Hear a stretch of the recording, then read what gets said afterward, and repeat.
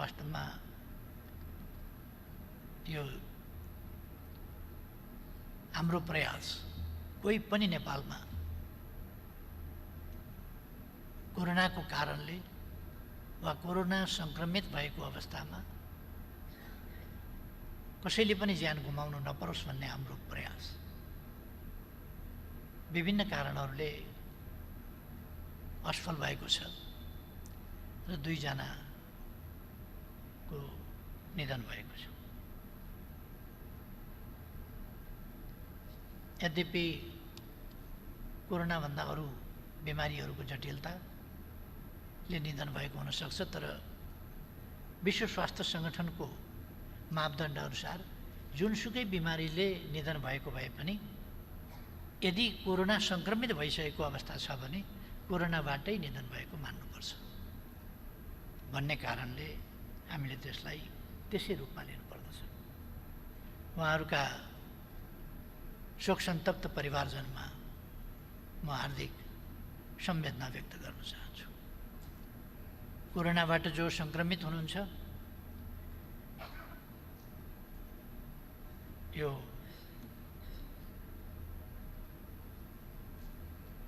अहिलेसम्मको सङ्ख्या 403 हुन सक्ने सम्भावना भन्ने भएको छ, तर अहिलेसम्म कन्फर्म 377 जनामा कोरोना संक्रमित भइसकेको छ। उहाँहरू सबैको शीघ्र स्वास्थ्य लाभको निम्ति म हार्दिक शुभकामना व्यक्त गर्न चाहन्छु। अरूमा संक्रमण हुन नपाओस् यसका निम्ति सरकारले उच्च सतर्कता अपनाउने, सकेसम्म बढी परीक्षणहरू गर्ने र बढी भरपर्दो ढङ्गले परीक्षण गर्ने, क्वारेन्टाइनको व्यवस्था गर्ने, क्वारेन्टाइनलाई अझ प्रभावकारी बनाउने, यी कामहरू हामी गर्दैछौँ। र आइसोलेसनमा राख्नुपर्नेहरूलाई त्यसै गरी व्यवस्थित ढङ्गले आइसोलेसनमा राख्ने र उपचारको राम्रो प्रबन्ध, त्यसमा सरकारको ध्यान गएको छ।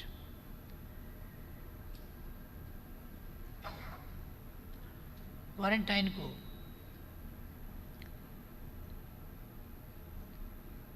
साधारण क्षमता 57,904 क्वारेन्टाइनको सिट सङ्ख्या अथवा त्यति व्यक्ति राख्न सकिने स्थिति बनेको छ।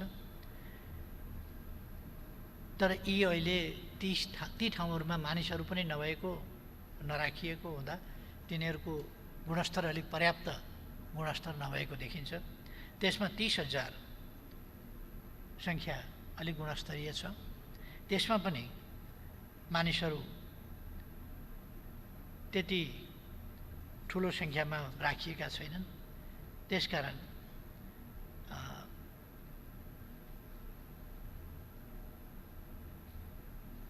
हामीले तिनीहरूको पनि अलिकति अवस्था इम्प्रुभ गर्नुपर्नेछ र 23,000 को सङ्ख्या उपयुक्त खालको नै छ। अहिलेसम्म 36 जना निको भएर फर्किसकेका छन्। हामी कहाँ जब विश्वमै एक खालको क्वारेन्टाइनको जब सुरुवात भयो, के अरे उसको कोभिड-19 को सुरुवात भयो, कोभिड-19 सुरुवात हुँदा विश्व त्यससँग सामना गर्न तयार थिएन। हामी मात्रै होइन, विश्व नै तयार थिएन। विश्वकै अवस्था त्योसँग लड्न सक्ने खालको थिएन। त्योसँग लड्न सक्ने खालको तयारी अवस्था विश्वकै थिएन। त्यस्तो अवस्थामा कहाँबाट देखा पर्यो भन्ने त विवादकै विषय छ।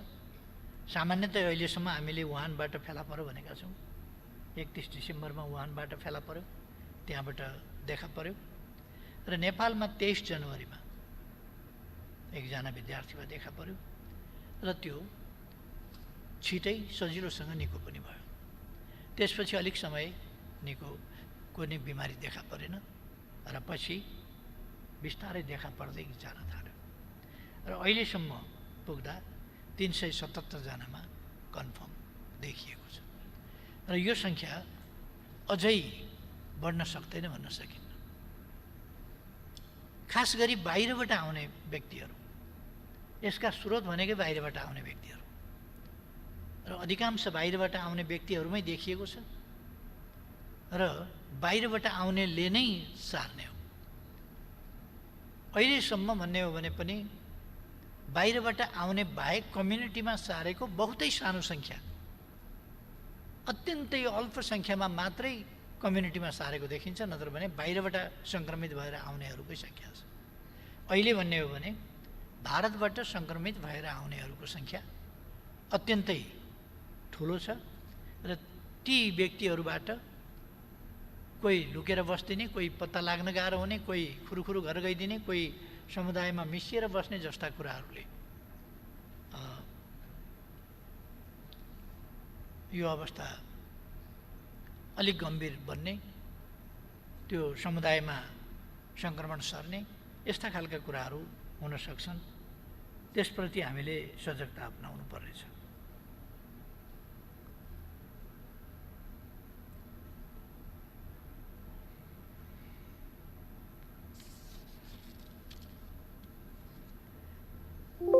हामी कहाँ अहिलेसम्म आइसोलेसनको क्षमता, आइसोलेसनमा राखेर ट्रिटमेन्ट गर्ने क्षमता, आइसोलेसनमा व्यक्तिहरू 396 जना रहेका, त्यसमध्ये 36 निको भएर घर फर्किसक्या, तर हामीसँग 3307 जनासम्मको आइसोलेसनमा राख्ने क्षमता रहेको, अथवा अहिलेसम्म लगभग राखिएको आइसोलेसनमा राखिएको सङ्ख्याभन्दा अरू 3000 थप बढी सङ्ख्या राख्न सकिने अवस्था छ। अहिलेसम्म हामीले 1,02,083 जनाको परीक्षण गरेका छौँ, जसमध्ये 32,000 को पिसिआर टेस्ट भएको छ र आरडिटी टेस्ट 69,560 गरिएको छ, जसको कुल सङ्ख्या हुन्छ 1,02,083 जना।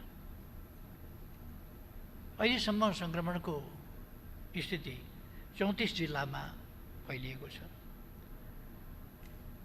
यसका निम्ति हामीले बाहिरबाट पनि आइरहेको चाप, त्यसले पारेको प्रभाव, अझै पनि आउन सक्ने सम्भावना जस्ता कुराहरूलाई ध्यानमा राखेर देशभरि नै वडासम्म क्वारेन्टाइन निर्माण गर्ने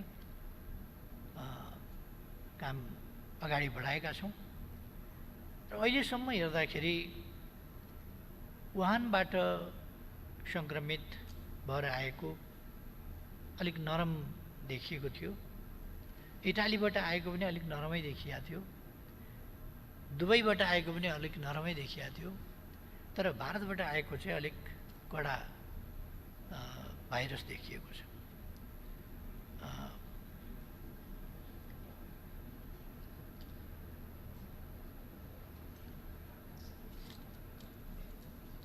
यो कोभिड-19 अघि नै मैले भने यो विश्वव्यापी समस्या हो, जसले विश्वलाई नै बहुतै आक्रान्त पारेको छ। अहिलेसम्म विश्वमा 48,94,222, अघि बिहान मैले 10 बजेको डाटा आँकडा लिँदाखेरि 48,94,222 जनामा सङ्क्रमण फैलिसकेको छ। त्यसमध्ये 19,08,065 जना निको भएर फर्किएका छन् र अहिलेसम्म जीवन गुमाउनेको सङ्ख्या 3,20,181 पुगेको छ, जसमध्ये सङ्क्रमितको सङ्ख्या अमेरिका युएसएमा मात्रै 15,50,294 जनामा सङ्क्रमण देखिएको छ, जसमध्ये 91,981 को मृत्यु भइसकेको छ र निको भएर फर्केकाहरू 3,56,383 रहेको छ र यसरी एउटै देशमा 91,981 को सङ्ख्यामा निधन हुनु बहुतै दुःखद र भयावह कुरा। त्यसै गरी रसियामा 2,90,678 फैलिएको छ। 2,722 जनाको निधन भएको छ। 70,209 जना निको भएर फर्किया छ। चाइनामा जम्मा 82,960 जनामा सङ्क्रमित भएको थियो। 4,634 को निधन भएको थियो र 78,241 निको भएर फर्किएका थिए र त्यहाँ अहिले उपचार गराइरहेका 95 जना मात्रै छन्। अरू सबै निको भएर फर्किसके। केही नयाँ फेला परेका समेत 95 जना बिमारीहरू उपचार गरिरहेका छन्, जसमध्ये 10 जनाको अवस्था अलिक गम्भीर छ, अरू 85 जना सामान्य अवस्थामा छन्।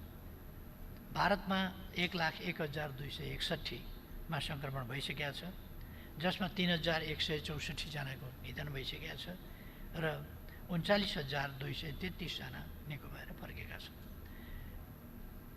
मैले यो तथ्याङ्क किन भनेको, यो सबैको तथ्याङ्क भनेको छैन, मैले केही देशहरूको मात्र तथ्याङ्क भनेको छु।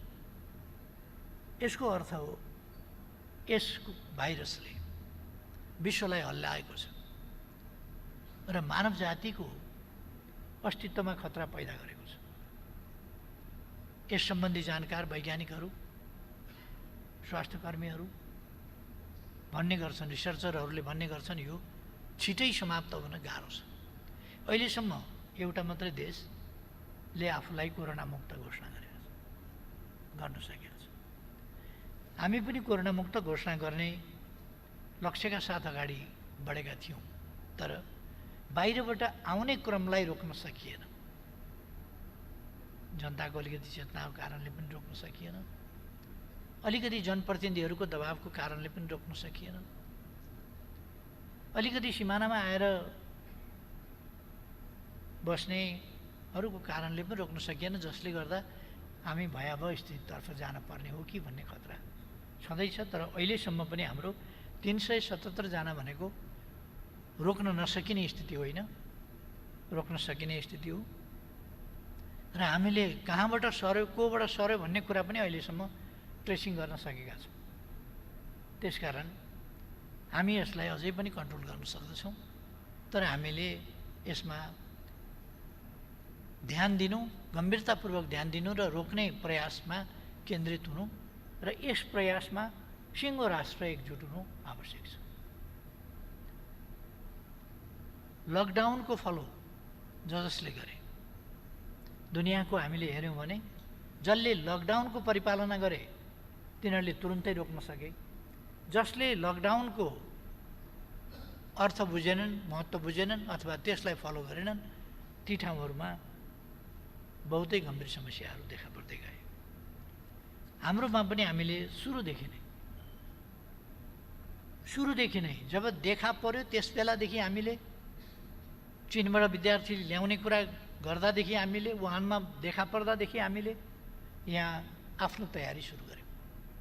चीनबाट विद्यार्थी ल्याउँदाखेरि पनि हामीले क्वारेन्टाइनको राम्रो व्यवस्था गऱ्यौँ। बस्ने विद्यार्थीहरूले पनि, डाक्टरहरूले पनि, एयर होस्टेसहरूले पनि सबैले हाम्रो प्रशंसा नै गरे।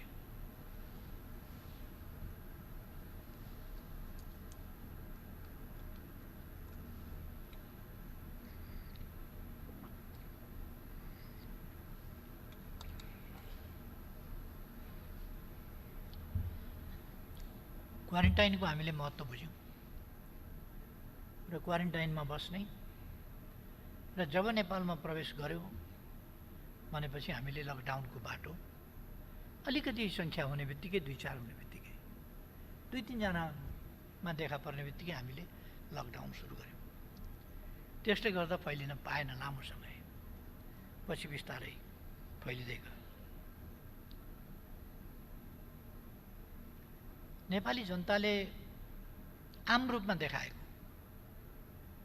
केही यसभित्र पनि राजनीति गर्न खोज्ने, यसभित्र खेलेर अस्थिरता पैदा गर्न खोज्ने, अथवा सरकारको असफलता देखाउन खोज्ने, त्यसमा रुचि राख्ने, कोरोनाको नियन्त्रणभन्दा पनि सरकारको असफलतापट्टि रुचि राख्ने, त्यस प्रकारका प्रतिक्रियाहरूलाई छोडेर आम जनताको कुरा भन्ने हो भने जनताबाट हामीले व्यापक समर्थन प्राप्त गर्यौँ र सफलताका साथ अगाडि बढ्यौँ। म भन्न चाहन्छु फेरि पनि हामीले अहिले पनि हाम्रो नीति कार्यक्रममा कोरोनालाई महत्त्व दिएका छौँ। यसलाई नियन्त्रण गर्ने र निर्मूलन गर्ने, कोरोना मुक्त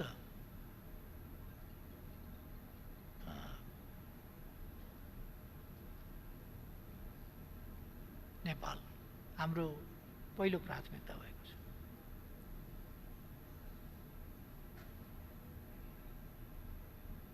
सभामुख महोदय, मलाई अलि यो स्वास्थ्यको कारणले उभिएर बोल्न गाह्रो हो। बस्ने व्यवस्था मिलाइदिनु हुन महासचिवजीलाई म निर्देश गर्छु। बस्ने व्यवस्था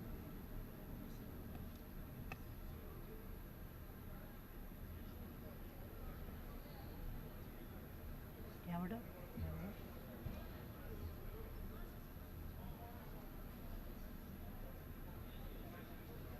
मेरो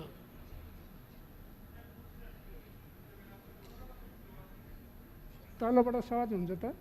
हजुर, तलबाट सहज हुन्छ त बसेर? यहाँबाट देख्न सजिलो हुन्छ। देख्न सकिँदैन, यतै गर्नुपर्छ। त्यहीँ बस्छ। यहाँ अलिक अर्को कुर्सी छैन एउटा? यता कसो होला त? हुन्छ, यतै त्यहाँ राख्दा नि हुन्छ।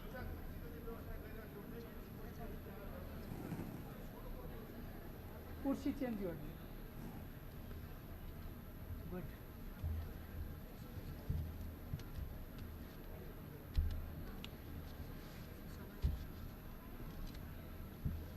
ल त यो त ठिकै छ नि होइन? कुर्सी सहज हुन्छ। ठिक छ, ठिक छ, अब ठिक छ।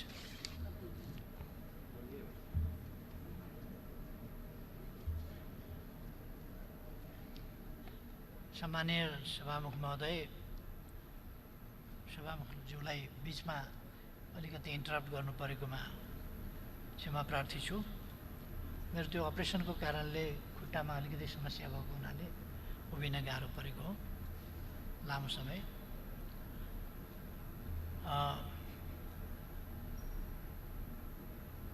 र हाम्रो सम्पूर्ण प्रयास अहिले यति बेला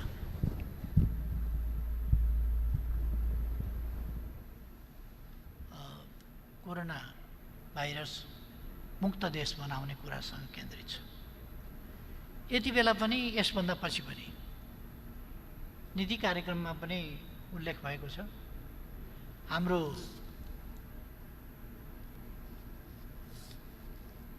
प्रयास स्वास्थ्य सम्बन्धी हाम्रो नीतिको केन्द्रबिन्दु स्वस्थ नागरिक बनाउनु हो र निरोगी नेपाल हाम्रो मूल ध्येय हो। प्रतिरोधी क्षमताको विकास, निरोगी व्यक्तिहरूको निर्माण र कोरोनाको पनि अहिलेसम्म खास भन्ने हो भने प्रतिरोध र प्रतिरोधी क्षमता नै यसको उपचार हो, अरू औषधि बनेको छैन। भाइरस मर्दैन, मार्न सकिँदैन। त्यसर्थ भाइरसका विरुद्ध प्रतिरोधी क्षमताको विकास, त्यसलाई प्रवेशै गर्न नदिने, कथम कदाचित प्रवेश निरोगी मान्छेमा र बलियो इम्युन सिस्टम प्रतिरोधी क्षमता भएको मान्छेमा प्रवेश गर्न पनि त्यसलाई कठिन हुन्छ। प्रवेश गर्यो भने पनि फैलिन कठिन हुन्छ र त्यो हटेर जानुपर्ने बाध्यता हुन्छ। त्यसकारण हामीले स्वास्थ्य क्षेत्रमा निरोगी नेपाल सँगसँगै त्यसको अर्थ हामीले निरोगी नेपाल भनेर त्यसमा मात्रै ध्यान दिने होइन, फेरि उपचारात्मक विधि, परीक्षण, आइसोलेसन, आदि जति गरिराखेका छौँ ती विधिहरू र स्वास्थ्य उपचारका निम्ति आवश्यक स्वास्थ्य सहयोग, यसमा औषधि नहुने भएको हुनाले एक ढङ्गले भन्यो भने यसलाई स्वास्थ्य सहयोग नै भने मात्रै पनि पुग्छ जस्तो लाग्छ। हस्पिटलले पनि बाँच्नका लागि प्रतिरोधी क्षमता वृद्धि गर्ने वा स्वास्थ्य रहनका लागि मद्दत गर्ने, कोरोना फैलिन नपाओस् भन्ने कुरामा ध्यान दिने, अरूमा सर्न नपाओस् भन्ने कुरामा ध्यान दिने, यिनै कुराहरू हामीले पनि ध्यान दिएका छौँ। यसको नियन्त्रणपछि स्वाभाविक रूपमा स्वास्थ्य क्षेत्रमा नेपाल एक तह माथि उठेको हुनेछ। हामीलाई कोरोनाले बहुतै महँगोमा तर मूल्यवान शिक्षा दिएको छ। हामीलाई महँगो त पर्यो, अहिलेसम्म नै हामीले धेरै यसमा खर्चहरू गरेका छौँ र फेरि पनि हामीले धेरै खर्च गर्नुपर्ने अवस्था आउँदैछ। यससँग सम्बन्धित अरू पक्षहरू छन्। यसले अर्थतन्त्रमा पारेको प्रभाव, मान्यजीहरूले प्रश्न उठाउनु भएको छ कि कोरोना छँदै छैन जस्तो अर्थतन्त्रका कुराहरू या विकास निर्माणका कुराहरू अथवा पूर्वाधार विकासका कुराहरू अथवा स्वास्थ्य लगायतका शिक्षा क्षेत्रका र अरू विविध क्षेत्रका कुराहरू, यी सबै कुराहरू कोरोना नै छैन कि जस्तो गरेर कोरोनामा केन्द्रित हुनुपर्ने अरू कुराहरू पनि सरकारले ल्यायो भन्ने कुरा पनि मान्यजीहरूले भन्नुभएको छ। म के स्पष्ट पार्न चाहन्छु भने कोरोना एउटा बहुतै तितो यथार्थ हो आज, जसले हामीलाई अत्यन्त गम्भीर बनाएको छ। त्यसको सामना गर्नै छ र म विश्वास व्यक्त गर्न चाहन्छु मानव जातिले कोरोनालाई पराजित गर्नेछ र हामी मानव जातिको विजय, कोरोना मुक्त नेपाल, कोरोना मुक्त विश्व यो निर्माण गर्नेछौँ। यद्यपि कोरोनाको प्रवृत्ति र मानवीय प्रवृत्ति दुईटाको विश्लेषण गरेर यो निकट भविष्यमा समाप्त भइहाल्ने स्थिति छैन भन्ने पनि वैज्ञानिकहरूको भनाइ छ। तर हामीले कोरोनाको प्रवृत्ति त कोरोनाले बदल्छ बदल्दैन त्यो उसको कुरा हो। हामी हाम्रा प्रवृत्तिहरू, हाम्रा आनीबानीहरू, हाम्रा तरिकाहरू बदल्न सक्दछौँ। थुप्रै कुरा हामीले बदलेका पनि छौँ र अझै पनि हामीले यी कुराहरूलाई बदल्नुपर्छ। हाम्रा आनीबानीहरूलाई, खानपानहरूलाई, खानेपानी खाने पिउने व्यवस्था जस्तो गर्ने गरेका छौँ, हामीले जसरी चल्ने गरेका छौँ त्यसमा समयानुकूल आवश्यकता अनुसार वैज्ञानिक ढङ्गका कुराहरू अपनाउने र परिवर्तन ल्याउने ती कामहरू गर्नुपर्दछ। अहिले यसले अर्थतन्त्रमा पारेको प्रभावको हिसाबले उत्पादन ह्रास भएको छ, भन्सार कम उठेको छ, राजस्व कम उठेको छ, रेमिटेन्स छँदै छैन। यसले बहुतै गम्भीर नकारात्मक प्रभाव अर्थतन्त्रमा पारेको छ। यसो भनेर हामी हातखुट्टा फ्याँकेर थोरै मात्रै भयो, ठिक छ ठिक छ ठिक छ ठिक छ पर्दैन, ठिक छ। अर्थतन्त्रमा गम्भीर प्रभाव नकारात्मक असर परेको छ नै, तर त्यसो भनेर हामी अब एकदमै निराश भएर हतोत्साहित भएर केही पनि नगरिकन बस्न सक्दैन। फेरि पनि हामीले जीवन चलाउनुपर्छ, फेरि पनि समाज चल्न पर्छ। त्यसकारण कोरोनासँग सतर्क हुँदै, कोरोनासँग लड्दै, कोरोनालाई प्रवेश गर्न नदिँदै र कोरोनालाई निको पार्दै हामी सामाजिक जनजीवनलाई पनि यदि झन् यो लामो समय चल्छ भने त हामीले झन् गम्भीरताका साथ सोच्नुपर्छ। यो लामो समय चल्छ भने समाज कसरी हामीले सँगसँगै चलाउने, समाजको आर्थिक क्रियाकलाप, बाँच्नका लागि चाहिने कुराहरू कसरी सँगसँगै चलाउने। त्यसकारण स्वाभाविक रूपमा हामीले हाम्रो अर्थतन्त्रलाई आत्मनिर्भर अर्थतन्त्रतर्फ विकास गर्ने, यस कुरामा ध्यान दिनुपर्ने हाम्रो उत्पादनले हामीलाई पुग्ने स्थिति बनोस्। हामीले थाहा पाउनु पर्दछ कि विश्वका दात्री राष्ट्रहरू सङ्घ संस्थाहरू पनि दिइरहन सक्ने अवस्थामा हुँदैन यदि यही स्थिति हो र सबै कहाँ नोक्सान छ भने। धेरै देशहरू 18वटा देश विश्वका बाहेक अरू देशहरूमा ऋणात्मक भएको छ उत्पादन वृद्धि। उत्पादन वृद्धि हुने होइन, घटेको छ, ऋणात्मक भएको छ। त्यस स्थितिले अर्थतन्त्रमा पार्ने प्रभाव, करोडौँ मानिसहरू र जनसङ्ख्याको ठुलो प्रतिशत अथवा उल्लेख्य प्रतिशत भनौँ, त्यो प्रतिशत जबलेस हुने स्थिति, रोजगारीबाट वञ्चित हुने स्थिति, आम्दानीबाट वञ्चित हुने स्थिति, यी सबै पक्षहरू गम्भीर छन्।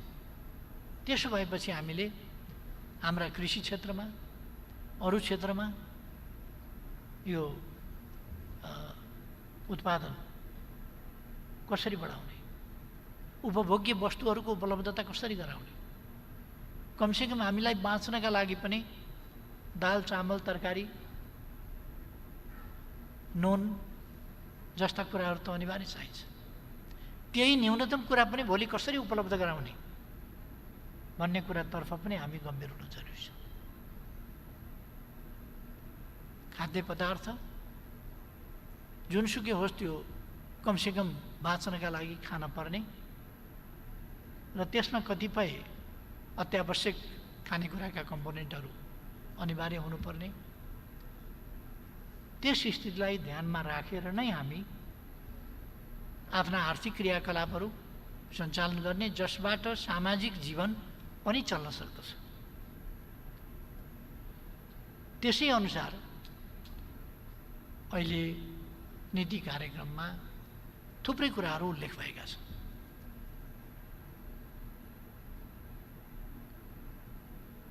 कतिपय साथीहरूले प्याकेजका कुराहरू गर्नुभएको छ। प्याकेज यो देखाउने कुरा पनि होइन र अर्को विषय पनि होइन। प्याकेज हामी जहाँ छौँ, जस्तो अवस्थामा छौँ, जता जाँदैछौँ त्यसअनुसार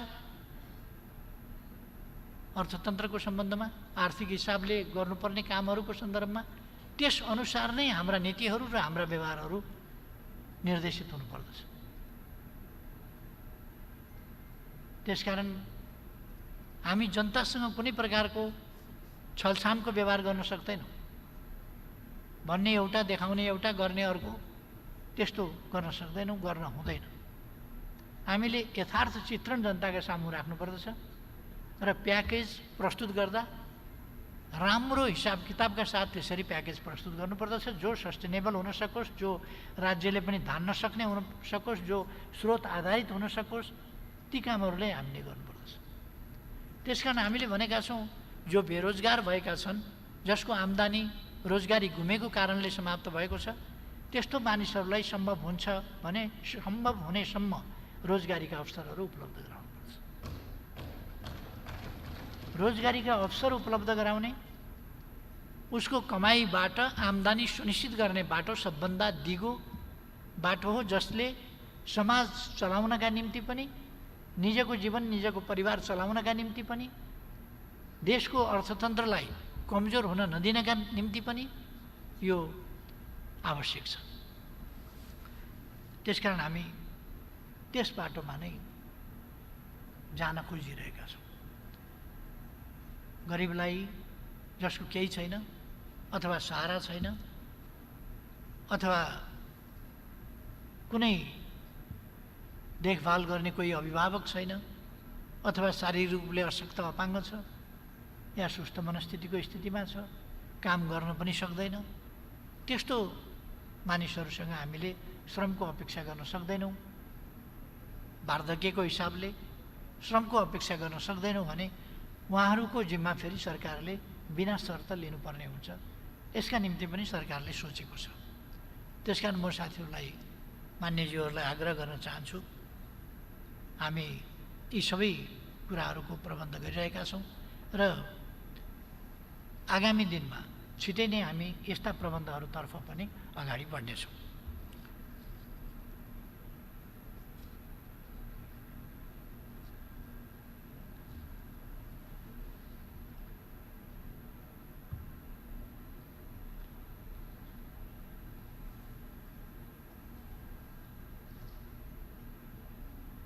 म लोकतन्त्रको सम्बन्धमा अलिकति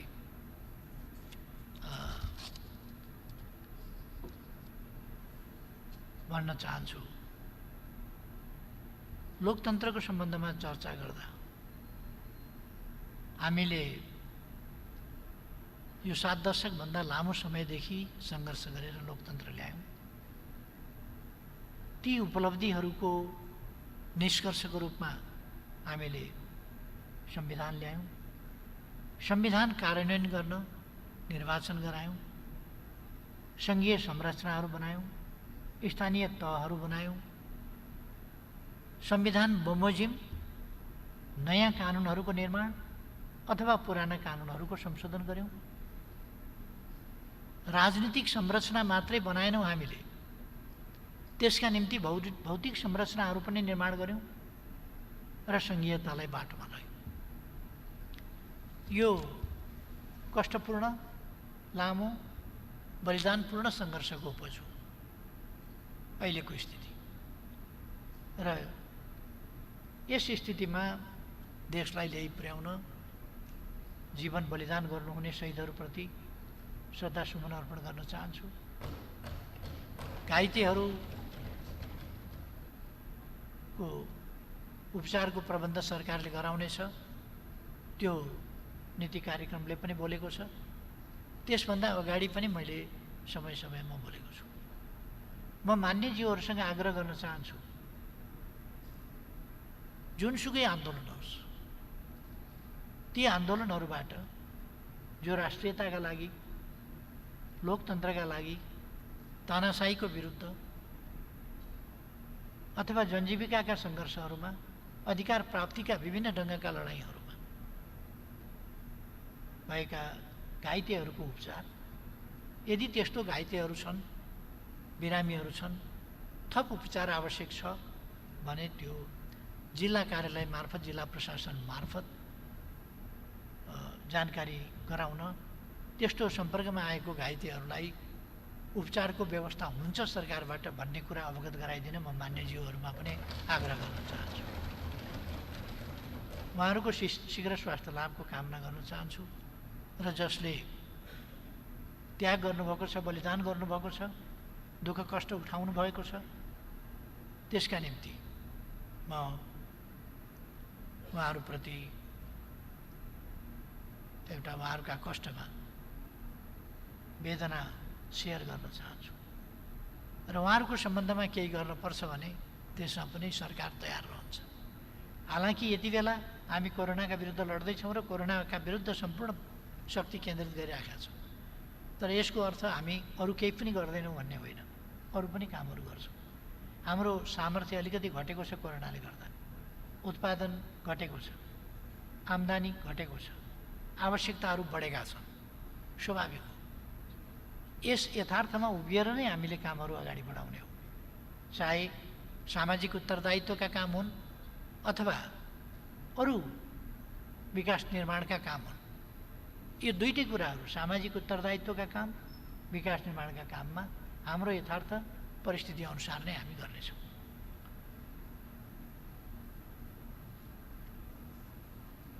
कतिपय मान्यजीहरूले अलिक लोकतन्त्रको चरित्र भन्न खोजिया के परिपूर्ण पूर्ण लोकतन्त्र भनिएको छ, समाजवाद उन्मुख भनिएको छ, यो के हो बुझिएन भन्ने खालको पनि कुरा गर्न खोज्नुभएको छ। यो एकदमै स्पष्ट छ, हामीले चल्ते चलाते लोकतन्त्र भनेका होइनौँ।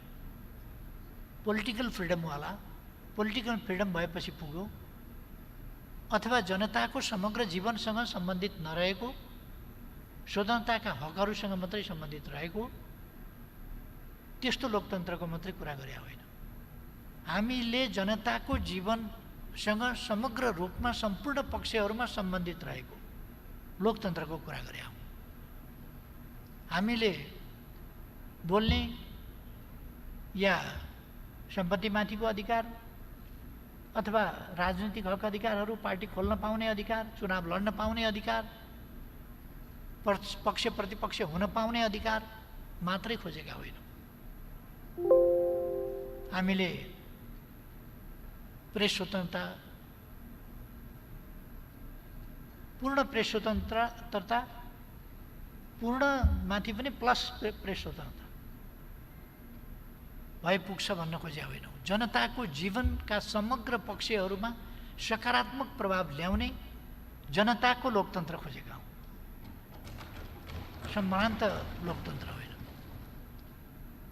मानिसका छोराछोरीहरू सडकमा बेसहारा भएर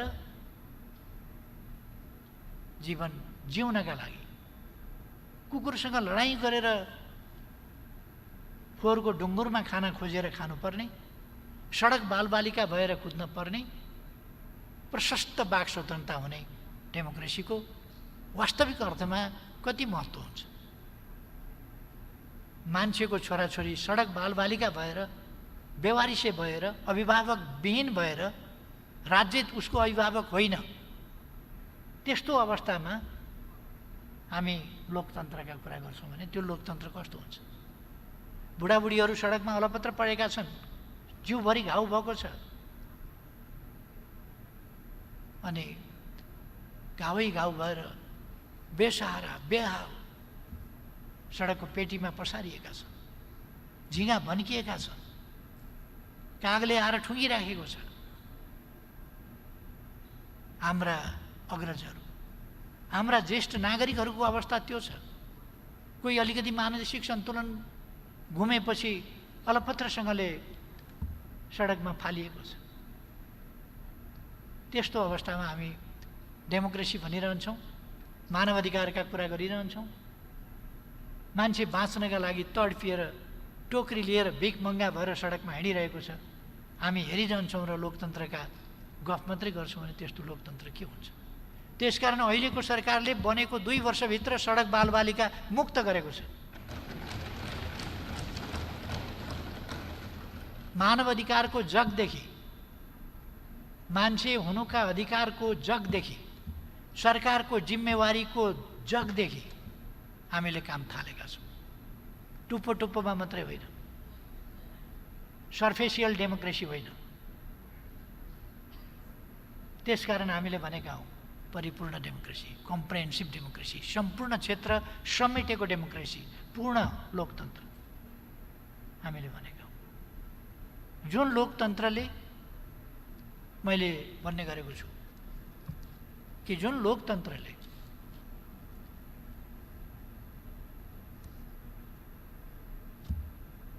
पर क्यापिटा इन्कम अथवा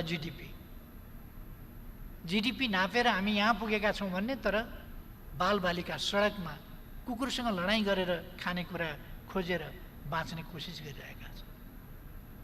हामी जिडिपी र पर क्यापिटा इन्कमका कुरा गर्छौँ। त्यसकारण हामीले भनेको त्यो चल्ते चलातेको त्यस्तो डेमोक्रेसी होइन। डेमोक्रेसी उहिले अब्राहम लिङ्कनले भनेको थियो, of the people, by the people, for the people. तर यति वर्षपछि पनि अहिले पनि बेगरै सडकमा हिँडिराखेका छन्। समृद्धिको गान बखान भइराखेका हुन्छ। 1000 पल्ट विश्व विनाश गर्न सक्ने हतियार निर्माण भएका हुन्छन्, तर एउटा मानिसको सन्तान बेगर भएर हिँडिराखेका हुन्छ। स्ट्रिट चिल्ड्रेनको रूपमा, स्ट्रिट चाइल्डको रूपमा हिँडिराखेका हुन्छ। म ठान्छु त्यस्तो सरकारहरूले शरमबोध गर्नुपर्दछ। त्यसकारण यो लोकतन्त्रको परिभाषा बुझिएन। परिपूर्ण भनेको के हो भनेको यो मानव जीवनका सम्पूर्ण पक्षहरूलाई ध्यान दिने, लोक कल्याणकारी राज्यको अवधारणा अनुसार सामाजिक न्याय र समानता सहितको उपलब्धिहरूमा सबैको पहुँच र सेयर भएको यस्तो लोकतन्त्र भनिएको। अर्को यसको भौतिक पक्ष मात्रै होइन, यसका अरू पक्षहरू, सामाजिक सुप्रबन्धका पक्षहरू, ती पक्षहरू पनि भएको लोकतन्त्र भनिएको। यसै कारण हामीले समृद्ध नेपालको मात्रै नारा दिएनौँ। हाम्रो राष्ट्रिय आकाङ्क्षा समृद्ध नेपाल मात्रै होइन, सुखी नेपाली हो। हजारौँ वर्ष अगाडि हाम्रा पूर्वजहरूले सुखी नेपाल, सुखी संसार, सुखी मानव जाति परिकल्पना गरे। सर्वे भवन्तु सुखिनः भने मान्छेको अन्तिम इच्छा, मानिसका सम्पूर्ण चेष्टाहरू, प्रयासहरू, गतिविधिहरू, क्रियाकलापहरू यी सबैको निष्कर्ष के हो भने दे वान्ट ह्याप्पिनेस। ती सुख चाहन्छ। ह्याप्पिनेसको दुईटा अर्थ हुन्छ, एउटा खुसी, अर्को सुख। सुख दीर्घकालीन कुरा हो, खुसी अल्पकालीन कुरा हो। त्यस कारण हामीले खुसी भनेको होइन, सुखी भनेको। हाम्रो ह्याप्पिनेसको अर्थ, प्रस्परस नेपाल, ह्याप्पी नेपालीको अर्थ खुसी नेपाली भन्दा सुखी नेपाली भने हो। जो सुख चाहिँ अलिक लास्टिङ हुने कुरा हो, पर्मानेन्ट कुरा हो। खुसी भनेको अलिक तत्काल खुसी लाग्न सक्छ, तत्काल खुसी हट्न सक्छ, मान्छे खुसी हुन सक्छ, नाखुस हुन सक्छ, एकछिनमा पनि खुसी आउन सक्छ, खुसी जान सक्छ। तर सुख भनेको त्यस्तो कुरा होइन। सुख भनेको समग्र परिवेश हो।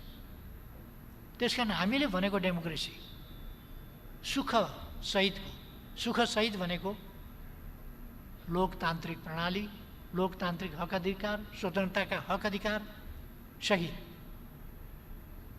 त्यसै गरेर अधिकार र अवसरसम्म हरेक व्यक्तिको पहुँच हुन सकोस्, हरेक मान्छे अधिकार र अवसरसम्म पुग्न सकोस्। त्यसका निम्ति सैद्धान्तिक अवसर उपलब्ध हुने, व्यवहारिक रूपमा अवसरसम्म छुन देख्न नपाइने अवस्था हुनु हुँदैन। छुन देख्न मात्रै होइन, उपभोग गर्न पाइने गरीको अवसर उपलब्ध हुनुपर्छ। सामाजिक न्याय र समानता प्राप्त हुनुपर्छ। उपलब्धिहरूमा सेयर हुनुपर्छ। र जैविक प्रवृत्तिको पहिलो कुरा हो बाँच्नु। कुनै जङ्गली जनावरलाई तपाईँले खानेकुरा दिनुभयो भने, कागलाई खानेकुरा दिनुभयो भने पहिले सुरक्षित छ कि छैन भन्ने विचार गर्छ, अनि मात्रै खान्छ। किनभने सुरक्षित छैन भने भोक लागेकै भए पनि उसले खाँदैन, भाग्छ त्यहाँबाट। बाँचियो भने त पछि खाउँला भन्ने हुन्छ। त्यसकारण लाइफ इज फर्स्ट। जीवनको सुरक्षा पहिलो कुरा हो, सुरक्षित रहनु पहिलो कुरा हो भन्ने हुन्छ। यसर्थ निर्भय जीवन समाजमा बाँच्न पाउने अवस्था हुनुपर्दछ। साँचो लोकतन्त्रमा निर्भय जीवन बाँच्न पाउने, भयरहित जीवन बाँच्न पाउने, जीव, धन, अधिकार, अवसर कतैबाट कसैले खोज्छ, आफ्नो मान सम्मान खोज्छ भन्ने खालको भय, त्रास, त्यस प्रकारको कुनै भय त्रासबाट मुक्त भएको सामाजिक प्रबन्ध हुनुपर्छ। र त्यसै गरेर मानव सचेत प्राणी हो। यसकारण उसले सम्मानित जीवन बाँच्न खोज्दछ। त्यसकारण सम्मानित जीवन बाँच्न पाउनुपर्छ। यो समग्रतालाई समेटेर नै भनिएको हो समृद्ध नेपाल, सुखी नेपालीको राष्ट्रिय आकाङ्क्षा। त्यही भनिएको हो हामीले खोजेको समाजवाद उन्मुख लोकतन्त्र, समाजवादतर्फ उन्मुख।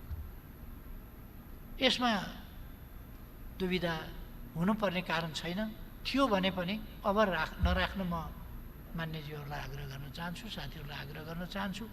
यस्तो दुविधा कुनै राखिरहनु पर्ने आवश्यकता छैन। हामी सामाजिक न्याय समानता सहितको एउटा सुन्दर, शान्त, समृद्ध, भयरहित वातावरणको, सबैका अधिकार अवसरहरू उपलब्ध भएको त्यस्तो सुन्दर समाजको परिकल्पनातर्फ अगाडि जाँदैछौँ। यो एनार्किजम, स्टेटलेस राज्यको कुरा हामी गरिरहेका छैनौँ। राज्यको महत्त्व यसपल्टको कोरोनाले पनि फेरि देखाएको छ। बिचमा एकपल्ट राज्य एउटा समन्वयकारी निकाय मात्रै हो, राज्यको खास अर्थ छैन र भूमिका कमजोर गर्दै निजी क्षेत्र बढाउँदै लानुपर्छ भन्ने एक सफाइ चल्यो पश्चिमा मुलुकहरूमा। पश्चिमा मुलुकहरूले त्यसलाई ड्राइभ गरे, तर त्यो कुरा फेल खाइसक्यो। अहिले अझ देखियो कि राज्यको अर्थ महत्त्व। तर त्यो राज्य शासक राज्य होइन, सेवक राज्य हुनुपर्दछ। त्यो राज्य एउटा वर्ग विशेषको, बलियाको राज्य हुनु हुँदैन, सबैको राज्य हुनुपर्दछ। त्यस संसारको लोकतन्त्रको कुरो गरिएको नबुझ्नुपर्ने त्यस्तो जटिलता त के छ र त्यसमा? यसमा यदि कसैको सैद्धान्तिक आग्रह फरक छ भने त्यो बेग्लै कुरा हो। सैद्धान्तिक आग्रहले मान्न नसकिने हो भने त्यो बेग्लै कुरा हो। कोही पछि पर्न हुन्न, पछाडि परेकोलाई अगाडि ल्याउनुपर्छ। हाम्रो फोकस त्यहाँबाट सुरु हुन्छ।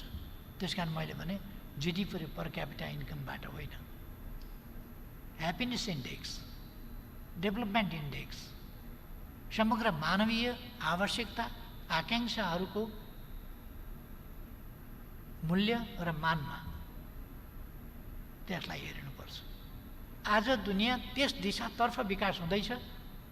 सानो देश भए पनि हामीले अवधारणागत हिसाबले, वैचारिक हिसाबले, सैद्धान्तिक हिसाबले यी कुराहरूलाई लिड गरिरहेका छौँ।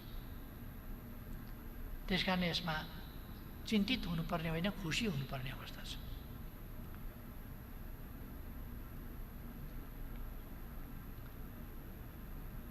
अर्को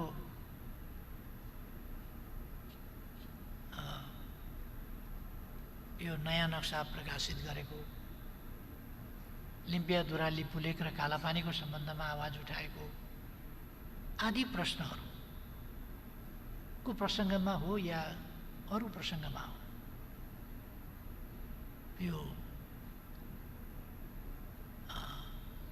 तथाकथित राष्ट्रवाद भनेर नामाकरण गरिएको, विशेषण दिइएको पनि म सुन्छु। म साथीहरूलाई आग्रह गर्न चाहन्छु, नेपाल जस्तो देशले जो दुईटा ठुला बलिया देशहरूका बिचमा छ, यस्तो देशले तथाकथित राष्ट्रवादको बाटो, देखावा राष्ट्रवादको बाटो अथवा लम्पसारवादको बाटो, राष्ट्रवाद नहुने बाटो समाउनु हुँदैन।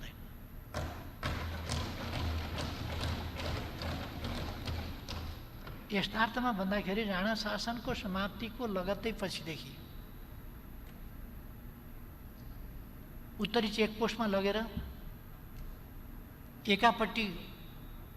एकापट्टिको छिमेकीको सेना अर्कोपट्टिको छिमेकीको बोर्डरमा लगेर राख्ने खालको अशोभनीय, मन्त्री परिषदको बैठकमा अर्को देशको राजदूत ल्याएर उपस्थित गराएर बैठक गर्ने खालको अशोभनीय खालको यस्ता खालका प्रवृत्तिहरू 17वटा चेकपोस्ट उत्तरतिर राखिए।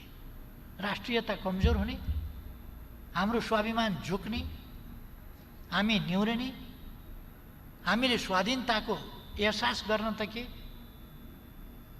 त्यो परिकल्पना गर्न नसक्ने खालको स्थिति, त्यस्तो हुनु हुँदैन। मैले पहिलेदेखि पनि भन्दै आएको छु, कुनै देशको भूगोल ठुलो वा सानो हुन सक्दछ, जनसङ्ख्या ठुलो वा सानो हुन सक्दछ, विकासमा अगाडि वा पछाडि हुन सक्दछ, तर राष्ट्रियता सानो वा ठुलो हुँदैन। सबै राष्ट्रहरू बराबरीको हैसियत राख्छन् र सबै राष्ट्रहरूले बराबर स्वाधीनताको प्रयोग गर्न पाउनुपर्छ। आफ्ना निम्ति र आफूसँग सम्बन्धित वा विश्वसँग सम्बन्धित आफ्ना नीतिहरू आफूले तय गर्न, आफूले कार्यान्वयन गर्न, आफूले अगाडि बढाउन पाउनुपर्छ। हामी कहिले कहिले सुन्ने गर्छौँ, जानै लागेको थियो, फलान देशको राजदूतले भूमिका खेलेर फेरि अडाइदियो। नेपालको अहिलेको सन्दर्भमा नेपालको स्वाभिमानमाथि यस्ता खालका कमजोर निम्छरा वचनहरू कुनै पनि देशले नबोलिदिए राम्रो हुन्थ्यो। यो सरकार नेपाली जनताले बनाएको हो, नेपाली जनताबाट निर्वाचित हो, कुनै देशको आशीर्वादबाट बनेको, बन्ने, टिक्ने, अडिने, ढल्ने, ढालिने कल्पना नगरे हुन्छ। यो नेपाली जनताको इच्छाको प्रकटीकरण हो।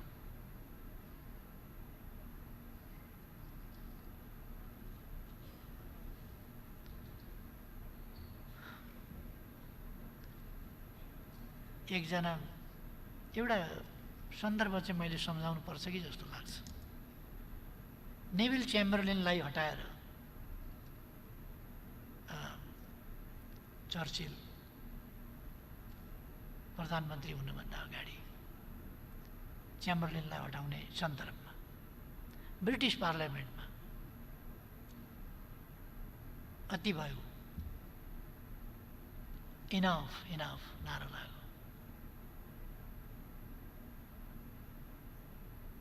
त्यसो भएपछि चेम्बरलेनले छोडिदिनुपर्छ, इनफ इनफ भनेपछि छोडिदिनुपर्छ। सायद अहिलेको सरकारलाई होला इनफ इनफ भनिराखेको छ, छोडिदिनु पर्यो भन्ने। त्यो उहाँ मित्रलाई लागेको, मित्रले भन्नुभएको इनफ इनफ होला। नेपाली जनताले गएको चुनावमा enough enough enough and more than enough भनेर त यो सरकार बनाएको।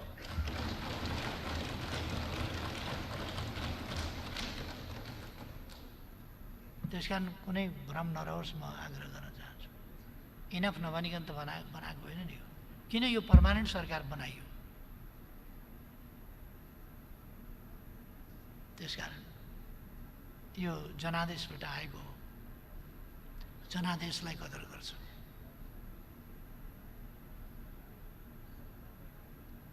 इच्छा गर्न पाइन्छ, म त्यसमा केही भन्दिनँ। अत्यन्त सम्मान साथ सम्झाउन मात्रै खोज्छु। जनताले इनफ इनफ भन्छ कहिले कहिले। पार्लियामेन्टमा त इनफ इनफ 6 महिना 9 महिनाका हामीले इनफ इनफ देख्यौँ नि त। Enough enough देखेनौँ? शक्तिका खेलहरू, समीकरणहरू, यता र उता, को कहाँ कहाँ कुद्ने, कुदाकुद, दौडा दौड आदि, यो सबै पार्लियामेन्टका इनफ इनफ पनि हामीले देख्यौँ। सबै कुरालाई इनफ इनफ भनेर जवाफ नेपाली जनताले गएको चुनावमा दिएको छ। यो सरकार त्यसैको उपज हो। त्यसकारण यो 1940 तिरको कुरा, अर्को देशको कुरा, त्यो सबै जुत्ता, एउटै जुत्ता सबै खुट्टामा मिल्दैन। यो च्याम्बरलेन र चर्चिलको दृष्टान्त पनि त्यहाँको जुत्ता, 1940 को जुत्ता यहाँ ल्याएर नेपालीका खुट्टामा लाउन खोज्दा धेरै अगाडि बढिसकेको परिस्थितिमा मिल्दैन। कहिले कहिले यस्ता प्रयासहरूले के हुन्छ, भुटोलाई फाँसी दिइन्छ र अनि हक जस्ताको आत्मशासन जान्छ, सुकर्णको हत्या हुन्छ र स्वार्थ जस्ता तानाशाहहरूको उदय हुन्छ। हामीले मार्कोस देखेका छौँ, हामीले इदी अमिन देखेका छौँ, हामीले अरू यस्ता थुप्रै तानाशाहहरू देखेका छौँ। हामी भन्न चाहन्छौँ नेपालमा कुनै तानाशाहको उदय हुन सक्दैन। कुनै तानाशाह अब फर्केर आउने कल्पना नगर्दा हुन्छ, कुनै तानाशाह नयाँ तानाशाह निस्किन्छु भन्ने कल्पना पनि नगर्दा हुन्छ। अब नेपालमा अधिनायकवादको सम्भावना छैन र नेपाल डेमोक्रेसीबाट पछि हट्दैन।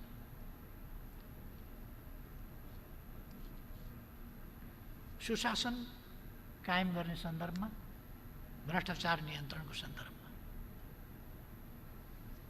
भ्रष्टाचारको कुरा गर्दाखेरि मान्छे हाँसे भन्ने कुरा पनि मैले सुने। खुसी भएर हाँसे भने कुन्नी, कसैले मजाकबाट हाँस्ने ठाउँ छैन। पहिले छानबिनै हुँदैन थियो, अहिले छानबिन भएपछि विभिन्न केसहरू गिरफ्तार गर्न थालेपछि, कारबाही गर्न थालेपछि केसहरू देखिएका छन्। त्यो साँचो हो। पुराना केसहरू पनि हामीले छानबिन गराएका छौँ, त्यो साँचो हो। तर भ्रष्टाचार छानबिन गर्ने, कारबाही गर्ने, त्यसको नियन्त्रण गर्ने त्यो प्रयास तीव्रताका साथ हामी अगाडि बढाइरहेका छौँ। त्यसकारण विचित्र लाग्छ मलाई, यस्तो 38 क्विन्टल सुनको कारोबार भयो, नेपाललाई बाटो बनाएर तस्करी भयो, छानबिन गर्दा त्यो पाइयो। त्यो त भइरहेको रहेछ। छानबिन गरेपछि मानिसहरू कारबाहीमा छन्, थुनामा छन्, गिरफ्तार भएका छन्, अदालतले केस हेरिरहेको छ। अनि सुनकाण्डको छानबिन खोइ अदालतमा मुद्दा छ, के हो छानबिन भनेको? मान्छे गिरफ्तार भएका छन्, जेलमा हालिएका छन्, जेलमा छन् मान्छेहरू, खोइ छानबिन भएको भनेको? जनता कति लाटो छ, कति मूर्ख छ भने ठान्नु भएको साथीहरूले? जनता त मूर्ख छैन त, त्यस्तो हो। जनता त बुझ्छ नि कुरा। छानबिन भएको छ, मानिसहरू जेलमा छन्, कारबाही भोगिरहेका छन्, मुद्दा अदालतमा छ। सुन ओसार्ने गौडाहरू बन्द गरिएको छ, मजेरीमा लुकाएर राखेको उदेनेर निकालिएको छ, ओडारमा फालेको जङ्गलमा खोजेर निकालिएको छ। यस्तो पनि कहिले हुन्थ्यो र? यस्तो पहिले गरिँदैन थियो, सुटु जान्थ्यो, त्यसकारण देखिँदैन थियो। अहिले गिरफ्तार गरिएको छ, देखिन्छ। त्यसकारण म मान्यज्यूहरूलाई आग्रह गर्न चाहन्छु, भ्रष्टाचार नियन्त्रण निर्मूलन एकदम सजिलो विषय हो भन्ने पनि होइन। यो समाजमा व्याप्त भएको एउटा दुराचारको रूपमा चाहिँ अलिक जरा गाड्न खोजेको विषय, यसलाई नियन्त्रण गर्ने प्रयास प्रभावकारी ढङ्गले अगाडि बढाइएको छ, बढाइनेछ र यसलाई नियन्त्रण गरिनेछ। त्यसकारण यो आलोचनाका लागि आलोचना त गर्न सकिन्छ, तर जनताले हेरिराखेका छन्, त्यसकारण जनता हाँसिया छन् भन्ने कुरा होइन, जनता यस्ता कुराहरूबाट खुसी भएछ कि यो छानबिन हुँदैछ।